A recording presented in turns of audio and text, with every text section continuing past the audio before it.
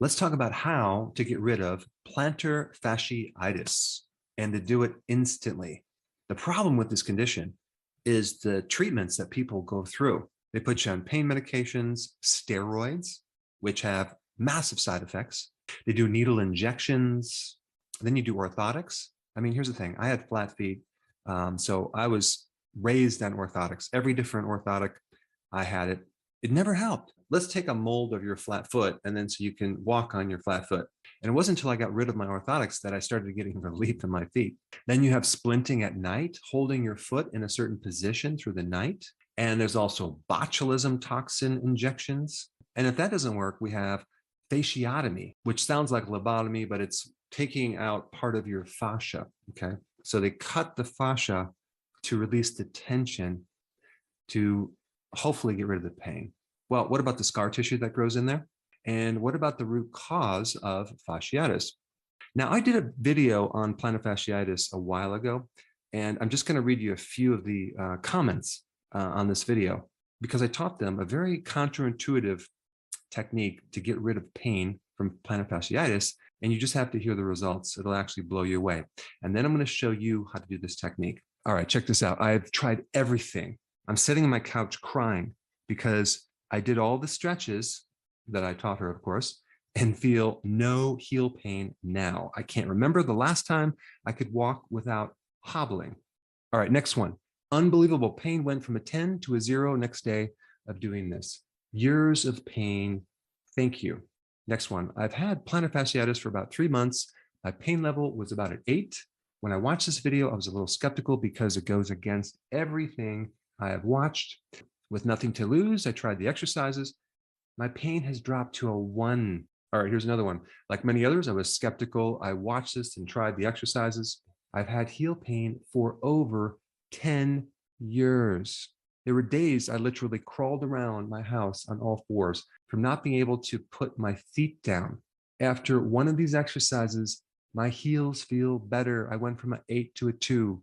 Thank you for going against the trend. How about this one? I did the stretch 10 times while watching your video. My pain vanished. Thank you, Dr. Eric. All right, so I'm going to show you how to do this. Step 1, you have to rate your pain from 0 to 10. 10 being very severe, 0 being no pain. So go ahead and write that down right now because we're going to re-rate that after this very simple stretch. All right, this is what you need to know. The absolute worst thing you can do is to stretch the fascia, okay? Like in stretching your calves. This is what everyone does. This is how they do the splints. They do it in this stretch where your foot is going upwards. I mean, think about it. Here you have this inflamed fascia, which is this connective tissue underneath your foot, right? It's inflamed. Why would you ever want to stretch it more? There's already probably micro trauma going on. And if we're going to stretch it more, we're just going to re-injure it. You never want to stretch with your foot going up, like you're stretching the calf, when you have plantar fasciitis. What you want to do is you want to stretch the opposite muscles. And I'm going to explain why in a minute. Now, there's a couple ways you can do this. What I recommend to start out with is just sit with your foot crossed, okay? You're sitting down, just cross your foot and grab your toes, okay? And stretch your foot going downward, okay? So in other words, you're not stretching your calf, you're stretching the muscles on the front part of your shin. That muscle is called the anterior tibialis. So you're stretching your foot down, okay? You're gonna stretch it, relax it. Stretch it, relax it. Stretch it, relax it. Just do that 10 times right now. Now, as you're stretching, I wanna tell you something. Anytime you have an injury like inflammation underneath your foot and you stretch the opposite muscle, what's gonna happen, you're gonna send signals on the opposite side because anytime you contract a muscle, there is a circuit that connects this muscle with the opposing muscle.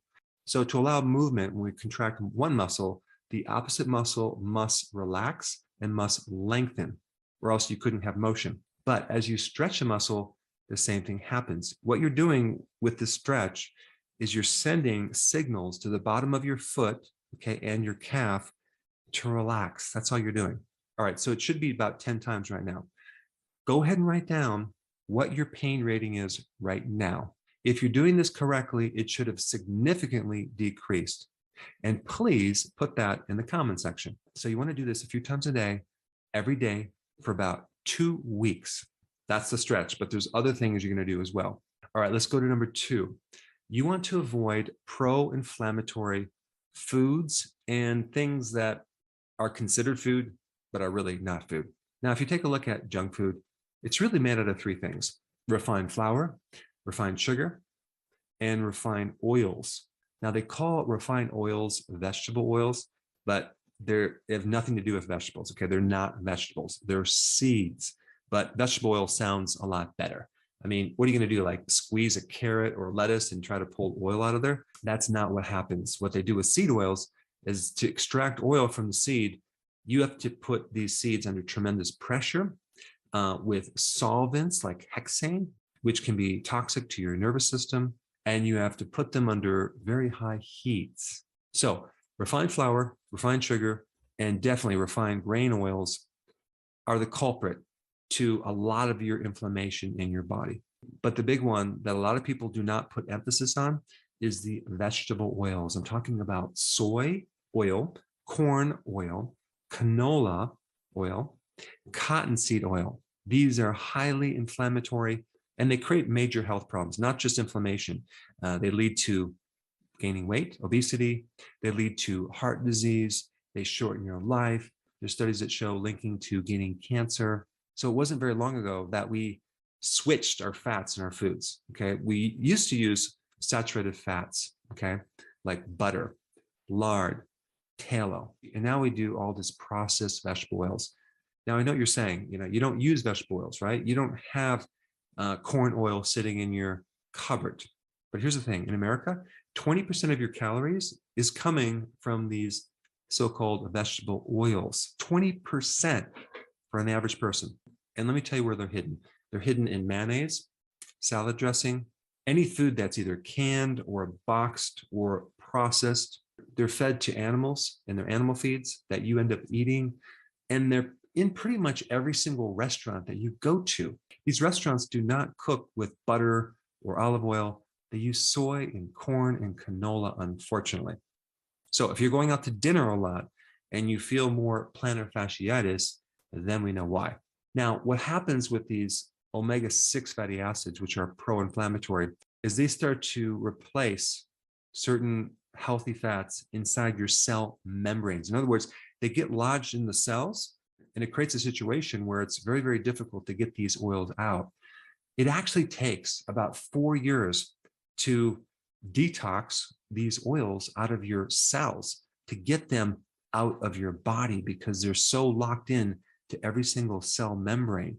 So when you switch your diet and start to get rid of these oils and use more saturated fats, whether you're cooking or consuming, and butter, coconut oil, avocado is a good oil, and especially olive oil, it's going to take about 4 years to completely get these oils out of your body. And the amount of oxidation that's occurring because they're very, very fragile in your body is astronomical. It's creating so much free radical damage in its inflammatory process. Not to mention, every single one of these oils is GMO, which means they probably have traces of glyphosate, which is an herbicide, and traces of hexane, which is another toxin that I'm not going to get into in this video. But I'm emphasizing this because in practice, I would say 100% of the people coming in with plantar fasciitis were consuming unknowingly a tremendous amount of this oil.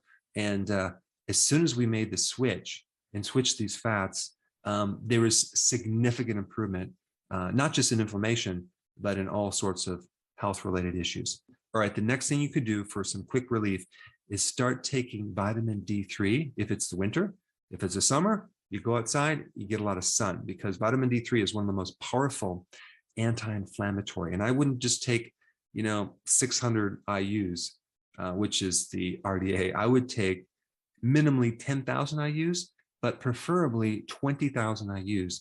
But you're going to find probably within a few hours that any inflammation in your body, whether it's in the bottom of your foot or your back, is going to start to vanish. All right. And the last thing that creates a lot of inflammation is frequent eating.